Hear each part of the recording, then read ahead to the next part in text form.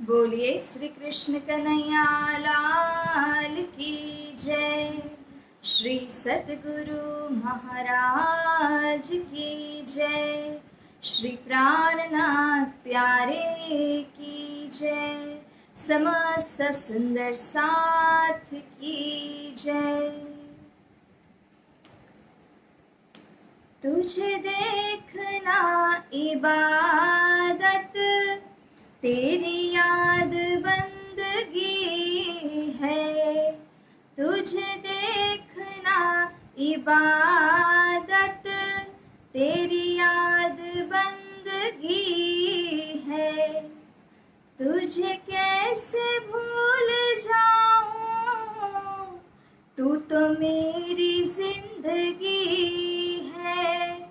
तुझे कैसे भूल जाऊं, तू तो मेरी जिंदगी है। तुझे देखना इबादत, तेरी याद बंदगी है। तेरे दर पे सजदा करना, तुझे याद करके रोना। तेरे दर पे सजदा करना, तुझे याद करके रोना।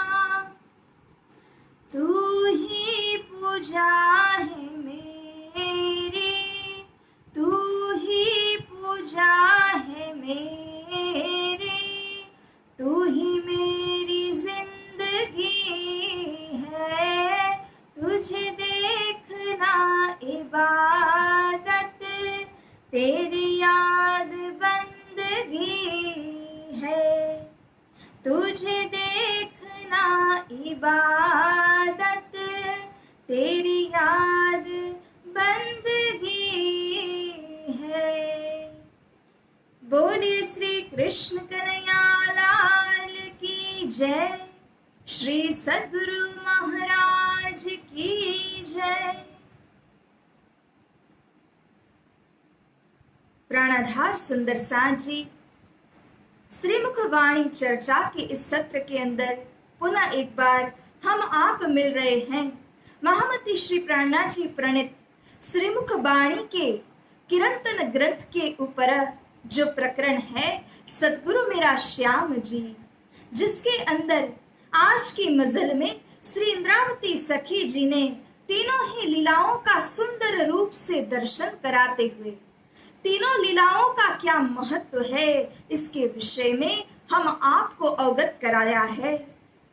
तो प्यारी सुंदर साथ जी, इस प्रकार से आइए हम धाम धनी के चरणों में वंदना करें और वाणी चर्चा को शुभारंभ करें। प्रथम लागू दो चरण को, धनिय न छुड़ायो क्षिणा। लाख तली लाल दिया, मेरे जीव के एही जीवना। मेरे जीव के एही जीवना। इन पाँव तले पड़ी रहूं, धनी नजर खोलो बातू ना। पलना वालों निरखो नेत्रे, मेरे जीव के एही जीवना। मेरे जीव के एही जीवना। बोलिए श्री प्राणनाथ प्यारे की जय। परम पूज्य गुरुदेव ब्रह्मलीन 108 श्री दीनदयाल जी गुरु जी के पावन चरणों में कोटान कोटि प्रेम प्रणाम। एवं उपस्थित हो रहे आप समस्त सुंदर सांझ जी को रचिता सखी का भावपूर्ण प्रेम प्रणाम। तो प्यारे सुंदर सांझ जी इस मजल को शुभारंभ करते हैं। एवी तक कहूँ सैयन को जाहिर देऊं बताए, मोहे जगाई पिया ने मैं देऊं सबे जगाए, मैं देऊं सबे जगाए। एक खेल हुआ सैयों खातर और खातर अक्षर।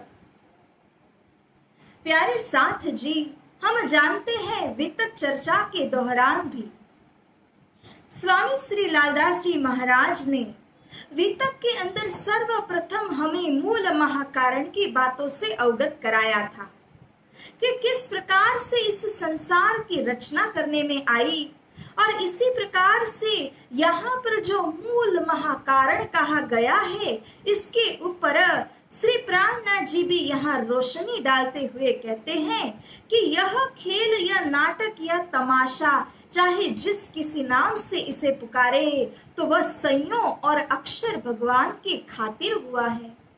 उन दोनों की इच्छा को पूर्ण करने हेतु श्री राजी महाराज ने किया है। जैसे कि कहा जाता है, बिना कारण कारज न होय, सो कहूं या के कारण दोय। जिस तरह से कोई भी कार्य हो उस कार्य के पीछे एक यथार्थ कारण जरूर से होता है, और यदि इतनी बड़ी भारी सृष्टि रचना की हम बात करते हैं तो क्या इतनी भव्य सृष्टि के पीछे कोई कारण नहीं रहा होगा? अवश्य इसके पीछे बहुत ही गहरा कारण छिपा हुआ है, जिसके लिए इंद्रावती सखी जी ने कहा कि सो कहूं या के कारण दो कारण है इसके अंदर। एक तो संयोग की खातिर इस संसार को रचा जाना, और दूसरा कहें तो अक्षर भगवान के दिल की इच्छा को पूर्ण करने के लिए भी इस संसार की रचना करनी हुई। की है स्वयं अक्षर भगवान ने, लेकिन कराने वाले जो हुक्म देने वाले हैं वे हमारे धाम धनी अक्षरातीत श्री राजी महाराज हैं। सबके मनोरथ पूर्णे। अब श्री श्यामा महारानी जिनके अंग 12,000 है, तो इनकी भी इच्छा जुड़ी हुई है, 12,000 सखियों की इच्छा भी जुड़ी हुई है, और अक्षर भगवान जो श्री राजी महाराज के मन स्वरूप कहे गए हैं इनकी भी इच्छा है। इस सबके मनोरथ को पूर्ण करना है। तो प्यारे सुंदर सांझ जी, सबके मनोरथ को एक ही बार में पूर्ण तो नहीं होगा, इसीलिए यहाँ पर देखाए तीनों अवसर, 3 प्रकार के अवसरों को यहाँ रचा गया, जिसके अंदर 3 विध की लीलाओं का अनुभव कराया गया, और तीनों अवसरों के अंदर यहाँ पर सखियों की और अक्षर भगवान की इच्छा को पूर्ण किया गया। क्योंकि सहजल सुख मा जीलता, जिहा दुख नहीं प्रवेश, ते माटे तमे दुख मांग्या, ते देखाड़या लवलेश।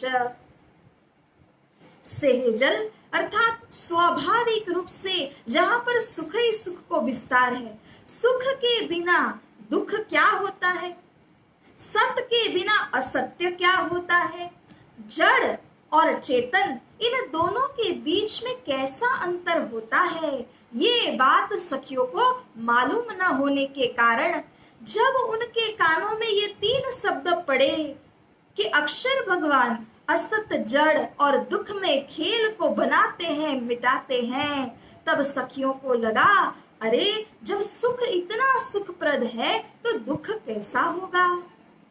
तो सहजल स्वाभाविक रूप से, क्योंकि सखियां धाम के अंदर हमेशा उन सुखों में जीलना करती ही रहती हैं, इसीलिए उनको दुख का स्वाद ही कहाँ था। तो उनके मनोरथ को पूर्ण करने के लिए उनको असत जड़ दुख क्या है इसका परिचय कराने हेतु ही लवलेश यानी कि अणु मात्रा में खेल के अंदर दुख को स्वाद कराया गया। पूरी तरह दुख का स्वाद नहीं दिलाया है। ये जो दुख का अनुभव अभी सखियां कर रही है, सखियों ने किया है, वह दुख तो कितना है, अणुमात्र है, लेश भर है। तो इस प्रकार से केवल अपने सुखों को स्मरण कराने, so that the Brahma Srishtis will be able to appreciate their own joy of Paramdham, eternal bliss of Paramdham. That is why this play of Maya has been shown to them. इतना ही कारण है। और इस कारण के लिए 3 अवसर के अंदर विभाजित करके 3 प्रकार की लीलाओं को दिखाया। सुंदर साजी, इसीलिए कहा जाता है कि यहाँ पर सृष्टि रूपी कार्य हुआ, जिसके सर्व कारण कारणम शास्त्र जिनको कहते हैं वह है अक्षर ब्रह्म। ये अक्षर ब्रह्म से भी परे है महाकारण।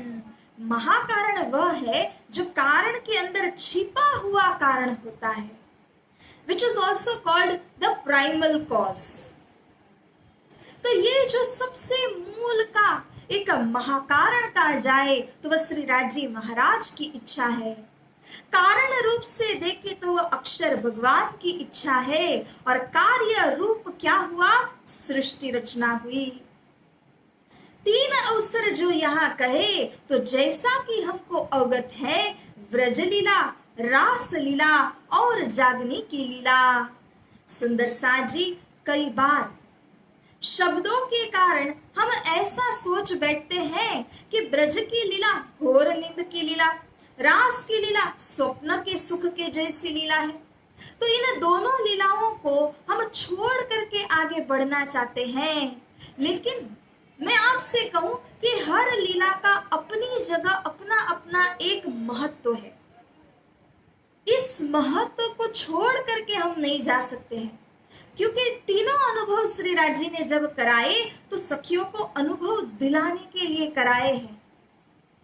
जागनी के अंदर जैसे कहा, अवस्थाओं में इसको अगर हम कंपेयर करते हैं तो ब्रज लीला बाल लीला को कहा है, रास लीला किशोर लीला को कहा है, और जो जागनी की लीला है उसको घोर अथवा तो बुढ़ापन की लीला भी कहा है। जैसे कि बाल्यकाल में होने पर केवल बाल्यकाल की लीलाओं से ही हमारा परिचय होता है। जब किशोर अवस्था में पहुंचते हैं तो बाल्यकाल के साथ ही साथ किशोर लीला का भी अनुभव होता है। लेकिन जब हम प्रौढ़ अवस्था में पहुंच जाते हैं, बुढ़ापन में पहुंचते हैं, तो वहां सब प्रकार का अनुभव और ज्ञान मिश्रित होता है, जिसके अंदर बाल्यकाल की लीला, किशोरावस्था की लीला तथा जो उस समय प्रत्यक्ष हो रही लीला, ये सब कुछ अनुभव एक साथ में मिश्रित होता है। तो ब्रह्म आत्माओं को चाहिए, जैसा श्री प्राणा जी ने कहा, 3 लीला चौथी घर तणी, चारेनो एमा भोग। प्यारी सुंदर साजी, जागनी के प्रकरण के अंदर ब्रह्म आत्माओं की 4 लीलाओं के विषय में श्री प्राणा जी अवगत कराते हैं। 4 लीलाओं का मिश्रित सुख सुहाग सखियों को जागनी के ब्रह्मांड के बीच में प्राप्त हुआ है। ये जागनी के ब्रह्मांड की सुंदरता पूर्ण विशेषता बताई गई है। लेकिन इसी के साथ जो पहले की गई लीला है ना, व्रज और रास ब्रह्मांड की, उसे हमें तुच्छ नगण्य ऐसा नहीं समझना है। वह लीला का अपना स्वाद है, अपना अनुभव है जो लेकर के आए हैं। और यहाँ जागनी के ब्रह्मांड के अंदर भी एणे पगले चाल जो काई पगला रे प्रमाण सुंदर साथ जी कहा है। यहाँ आने पर भी वह जिस प्रकार से चले थे वह प्रकार को अपनाना है, उस प्रेम को धारण करना है। वहां ज्ञान नहीं था, तारतम अवतरित नहीं हुआ था, परंतु यह तारतम का अवतरण हुआ है। अब तो तारतम के रोशनाई के माध्यम से सुंदर साथ जी उसी प्रेम को या दिल के अंदर में उतारना है। जो जानो जीव ने जगबू रे आही, तेता मुको रास ने प्रकाश जी। स्वयं श्री प्राणनाथ जी प्रकाशवाणी अंतर्गत समझाते हुए कहते हैं, अगर चाहते हो कि अपने जीवात्मा को जागृत किया जाए तो क्या चाहिए? रास प्रकाश को छोड़ना नहीं। रास के अंदर रसपूर्ण स्वाद आता है जो ब्रज और रास लीला को लेकर के है, एवं जो प्रकाश ग्रंथ है जिसके अंदर श्री सतगुरु स्वरूप की महिमा को गाया गया है। ये जो दोनों ग्रंथ है वो प्रकाश फैलाने वाले, रस देने वाले हैं, और जो हृदय के अंदर रस और यह प्रकाश आ जाता है तो ही जागनी ब्रह्मांड की नींव बनती है, तो ही पर आत्म की जागनी हो सकती है। बिना उस जीव को जगाए वो परात्मा ने जिसके ऊपर अधिष्ठान किया है उसको, उस परात्मा को कैसे सुख का स्वाद होगा। इसीलिए हर लीला का अपना अपना महत्व है, इंपॉर्टेंस है, किसी लीला को छोड़ के नहीं चलना है। इसीलिए यहाँ पर श्री प्राणनाथ जी कहते हैं, जब माया मोह न अहंकार। अब मैं आपको उस समय की बात कराता हूँ, समझाता हूँ जिस समय में न माया की रचना हुई थी, न मोह का विस्तार ही हुआ था, न तो किसी के अंदर अहंकार का प्रवेश हुआ था। क्योंकि ये सब कुछ होने के पहले जब परम धाम केवल था, अक्षरधाम मात्र था, उस समय की बात यहाँ श्री प्राणनाथ जी बता रहे हैं। ना विस्तरे त्रिगुण, त्रिगुण का विस्तार यह संसार के बनने के पश्चात हुआ है, उसके पहले नहीं।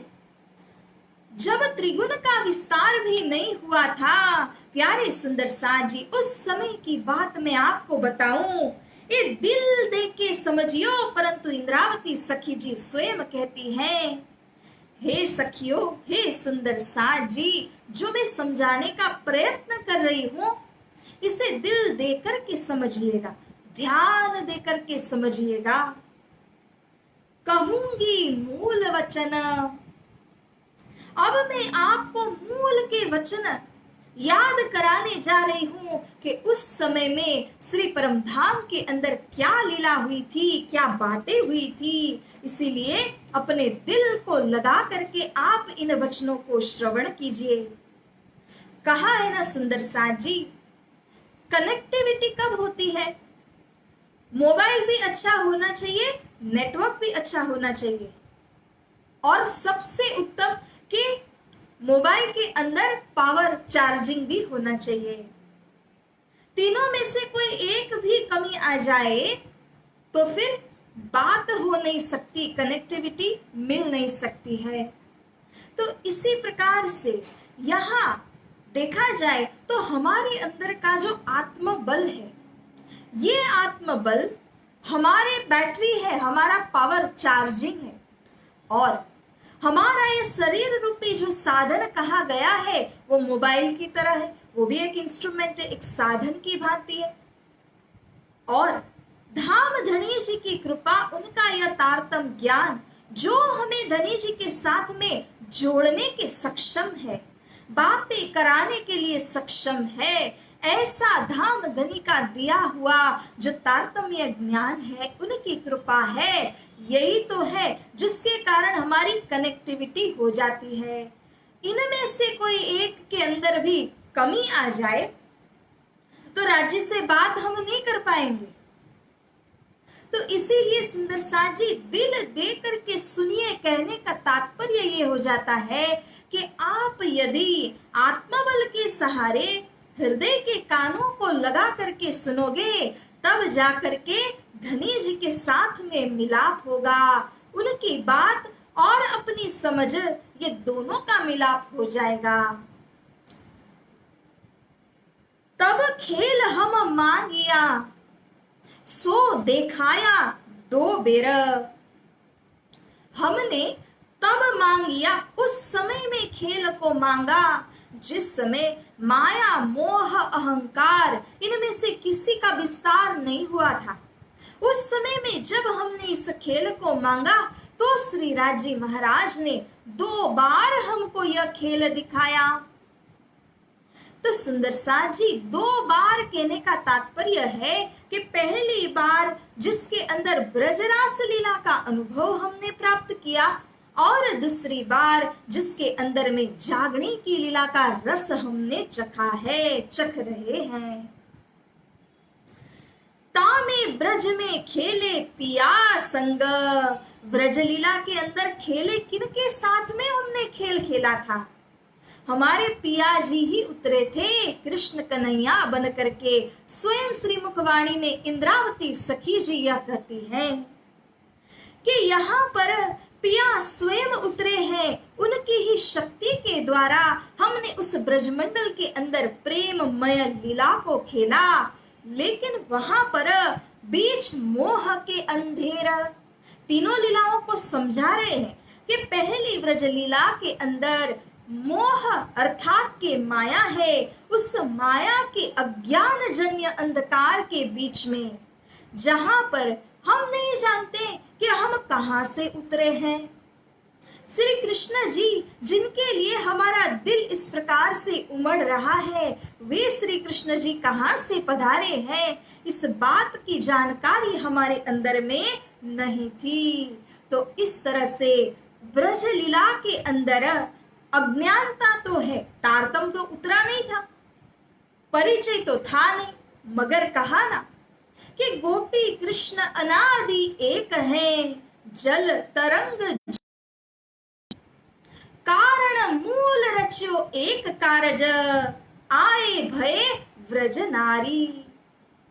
हे सुंदर साथ जी, भले ही वहां सनमंद की पहचान नहीं थी, इसीलिए कहा कि मोह अंधेर के बीच में हमने पिया जी के साथ में खेल खेला है, लेकिन इसके बाद भी मूल सनमंद होने के नाते हमारा दिल श्री कृष्ण जी के प्रति कैसे उमड़ करके आता था, कैसे 4 आंख टकराने के बाद में श्री कृष्ण कन्हैया के दीदार करने के बाद में गोपियों के दिल उमड़ना बंद हुआ था। तब से लेकर के 11 वर्ष 52 दिन की लीला को हमने खेला था। तो ये एक प्रकार की लीला का वर्णन यहाँ पर श्री प्राणनाथ जी ने किया है। काल माया देखी नींद में, और ये ब्रज लीला जो है उसको काल माया का ब्रह्मांड कहा जाता है। तो काल माया किसे कहा? पूरी नींद होत है जहां काल माया को ठाम, कछुक नींद कछुक जागृत जोग माया को नाम। ये काल माया उसे कहते हैं जहां पर पूरी तरह भूलन हो, किसी बात की याद न हो। जैसे व्रजलीला का जो ब्रह्मांड है वह भी काल माया का था। इस बार जागनी के ब्रह्मांड के अंदर जो हम आए हैं, यह भी कैसा है? काल माया का ही ब्रह्मांड है। लेकिन अंतर क्या है कि व्रजलीला के अंदर प्रेममयी लीला हुई थी, यहाँ पर जो है वो जागने की लीला है, ज्ञान परोस करके जगाने की लीला है। तो इस प्रकार से प्यारे सुंदर साथ जी, वहां पर भी काल माया का ब्रह्मांड था, यहाँ यह भी काल माया का ब्रह्मांड है, लेकिन तारतम का उजाला यहाँ पर हुआ है। ये अंतर है व्रज लीला के काल माया और जागनी ब्रह्मांड के काल माया के ब्रह्मांड में।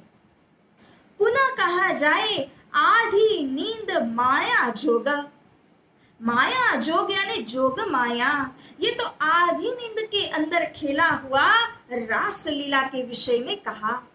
आधी नींद तब दई उड़ाए कहा है जब ब्रज से रास में प्रवेश हुए थे। क्यों सुंदर साथ जी? क्योंकि जब आप ब्रज से रास में गई गोपियां ब्रह्म सृष्टियां, तब उनके साथ रास लीला में प्रवेश होने पर ब्रज का परिचय था। जब ब्रजमंडल में उतरी तो कोई परिचय नहीं था, परंतु जब रास में गई तो ब्रज का अनुभव अपने साथ में लेकर के गई। ब्रज से श्री कृष्ण जी के साथ में प्रेम था, उस प्रेम के सहारे गई। तो इस प्रकार से रास लीला खेलते समय आधी नींद है, अर्ध जागृत है, क्योंकि अर्ध ज्ञान था, परम धाम की मूल पहचान नहीं थी। ताथे देखाई जगाए के, ताथे इसीलिए। अब देखिए, अब ट्रांजिशन कैसा हो रहा है, हमें कहां से ले जा रहे हैं। मूल के वचन को दिखाया, व्रज में उतारा, रास की लीला की बात करने के पश्चात अब श्री प्राणनाथ जी यहाँ कहते हैं कि इसीलिए ताथे अब जगा करके दिखा रहे हैं। पहले स्वप्न में, नींद के अंदर जो लीलाओं को हमें अनुभव कराया, अब जगाने के बाद में सारी लीलाओं का सुख या जागने के ब्रह्मांड में दे रहे हैं। इतलेसी सबको भोग, सबका अर्थात के तीनों ही लीलाओं का जो भोग लेना है, जो रसा स्वादन करना है, जो प्रेम चखना है तीनों लीलाओं के अंदर का, वो जागने में ही संभव हो सकता है। जैसा सुख जागने के ब्रह्मांड के अंदर में संभव है, ऐसा तो धाम में उठने के पश्चात भी नहीं होगा। इसीलिए हमें जागी जुओ मारा साथ जी, ए छे आपण जोग, त्रण लीला चौथी घरतणी, चारे नो एहेमा भोग। श्री कलश वाणी और उसके अंदर जागने का प्रकरण, जिसकी प्रथम ही चौपाई के अंदर श्री प्राणनाथ जी ये कहते हैं कि जागने की लीला किस प्रकार से होगी। ध्यान से सुनिए सुंदर साथ जी, धनी जी ने यहाँ पर यही कहा है कि त्रण लीला चौथी घर तणी, तीन लीला और परम धाम की लीला, ये चारों को भोग, चारों का रसा स्वादन या जागने के लीला के अंदर में होगा। तो तीन लीला जो गई, अर्थात की ब्रज लीला है, पुनः रास की लीला है। अब यहाँ जागने के ब्रह्मांड के अंदर में देखिए तो यहाँ पर भी एक है जागने की ब्रज लीला और दूसरी है जागने की रास लीला।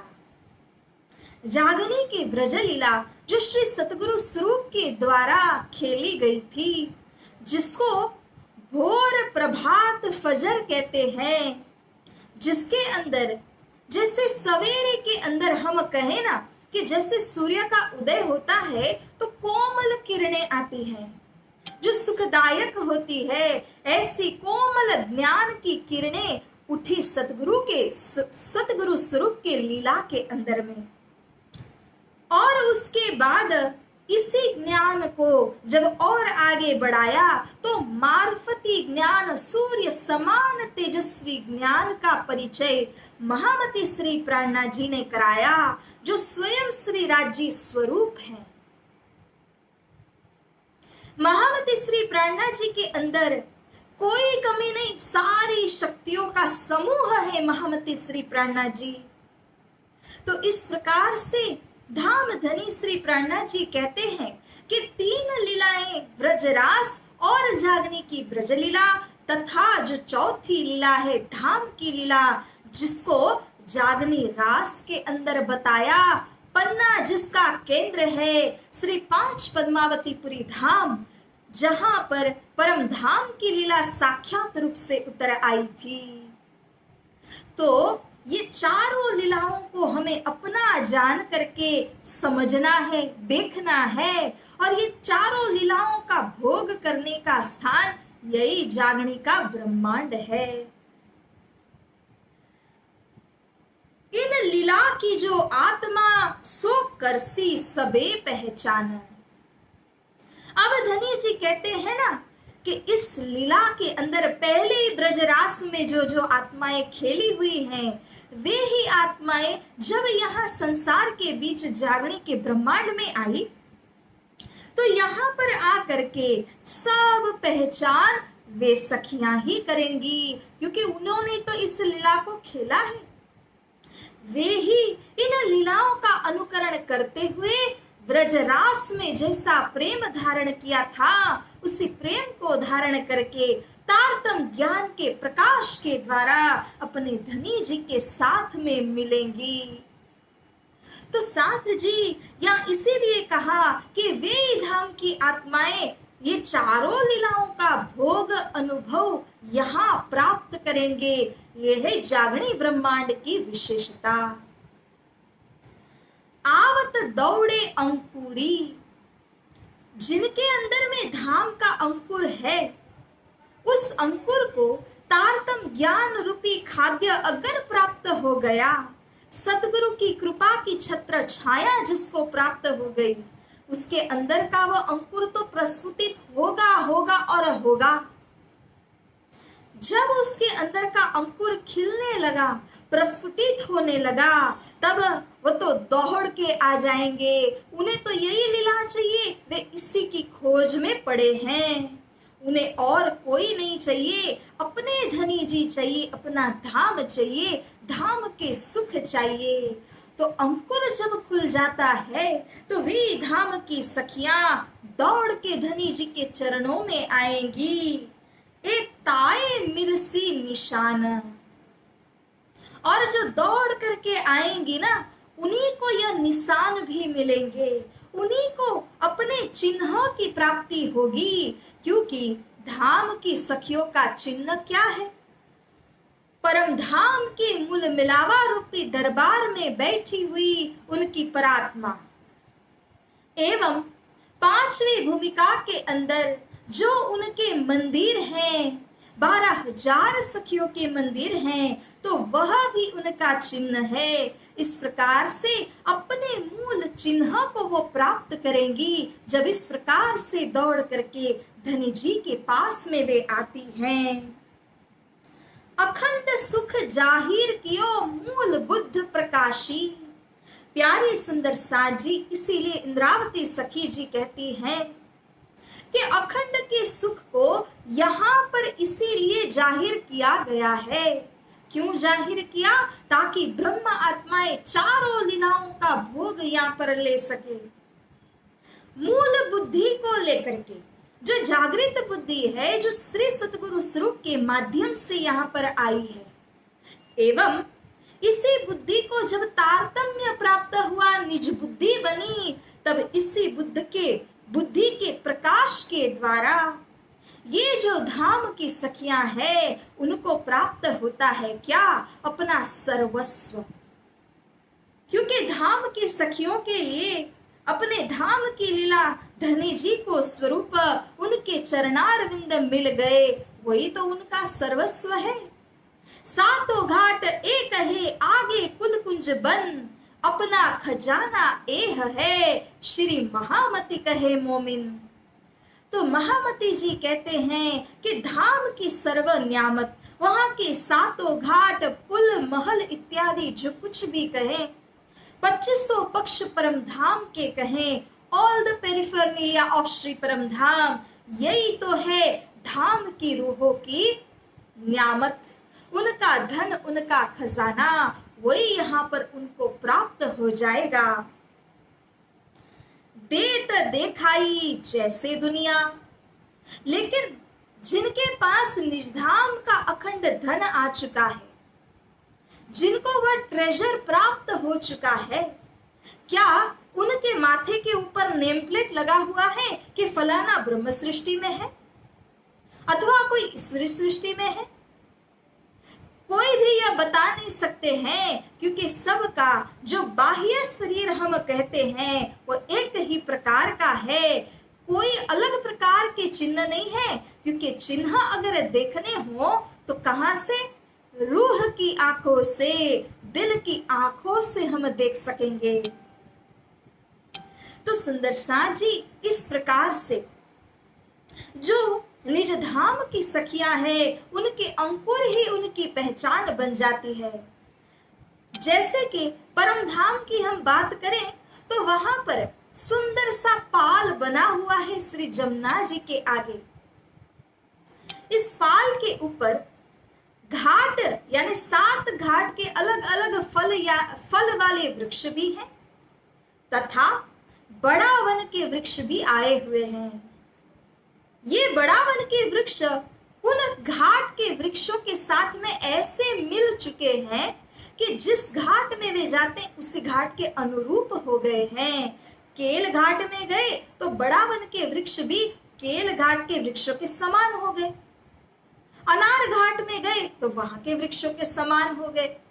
अब बड़ा वन के वृक्ष और उस घाट के वृक्ष के अंदर अंतर क्या है, किस तरह उनकी पहचान की जा सकती है? तो वह एक ही चिन्ह है, और वह चिन्ह है उनकी ऊंचाई। जो घाट के वृक्ष कहे गए हैं उनकी 2 भौम तीसरी चांदनी है। बड़े वन के जो वृक्ष हैं वो 5 भौम और 6ठी चांदनी है। इसी से पता लगता है कि अरे ये वृक्ष बड़े वन के हैं और ये वृक्ष घाट के वृक्ष हैं। तात्पर्य ये है सुंदर साथ जी, संसार में धाम की ब्रह्म सृष्टियां भी जब आई तब उनका जो बाह्य रूप और वेश है वह तो यहाँ के जीव सृष्टि के समान ही है। जल में मिली जल सी भई विसरी मूल सुबुद्धि, भव समुद्र दुख रूप में गति मति रही न सुद्धि। लेकिन ये सब होने के बाद भी उनके अंदर की सच्चाई है, उनके अंदर निज धाम का अंकुर है। They have the seed of परम धाम विद इन देम। यही अंकुर उनको आगे लेकर के जाता है, यही अंकुर उनकी पहचान रूप बन जाता है। इसीलिए धनी जी ने यही तो कहा कि झंडा गाड़िया प्रेम का, चहु दिश पियू पियू होय, ना जानो इन झुंड में कौन सुहागिन होय। यहाँ पर प्रेम की लीला का झंडा गाड़ने के बाद जिनके अंदर धाम का अंकुर है वो इस प्रेममय लीला के अंदर शामिल होंगे, इस लीला को हृदय में धारण करेंगे। अन्यथा यहाँ पर आई हुई जो ब्रह्म सृष्टियां हैं वो भी तो ऐसे ही दिख रही है जैसे दुनिया के साधारण मनुष्य दिखते हैं। देत देखाई जैसे दुनिया, पर क्या कहा अक्षरातीत के वासी। ये धाम की सखियां अक्षरातीत परम धाम के वासिंदा हैं। वहां पर सदा सदा विहार करने वाली सखियां हैं। और इसीलिए सुंदर साथ जी, इन सखियों के अंदर धाम की लीला के प्रति एक आकर्षण है, एक प्रेम है, एक संबंध का नाता जुड़ा हुआ है जो सदैव उनको इस लीला के प्रति आकर्षित करता है, जो सदैव उनको धनी चरणों के प्रति झुका देता है, समर्पित करा देता है। तो धाम की सखियां, उनका हृदय इस प्रकार से मोम की तरह पिघल जाता है। ऐसी आस्था वे रखते हैं अपने हृदय के अंदर में, ये उनके चिन्ह हैं। तो इस तरह ये तीनों लीलाओं को लेकर के श्री प्राणनाथ जी ने हमें यह बताया है कि तीनों लीलाओं का अपना अपना अनुभव भी है और महत्व भी है। जागने की लीला में आकर के हमें सभी लीलाओं का भोग एक साथ करना है, सारी लीलाओं का अनुभव हमको एक ही साथ में यहाँ पर प्राप्त होता है। तो इसी के साथ प्यारे सुंदर साथ जी इस मजल को यहाँ हम विराम देते हैं। अखंड सुख जाहिर कियो मूल बुद्ध प्रकाशी, देत देखाई जैसे दुनिया पर अक्षरातीत के वासी, पर अक्षरातीत के वासी। बोले श्री कृष्ण कन्हैया लाल की जय, श्री सद्गुरु महाराज की जय, श्री प्राणनाथ प्यारे की जय, समस्त सुंदर साथ की जय। प्रणाम सुंदर साथ जी।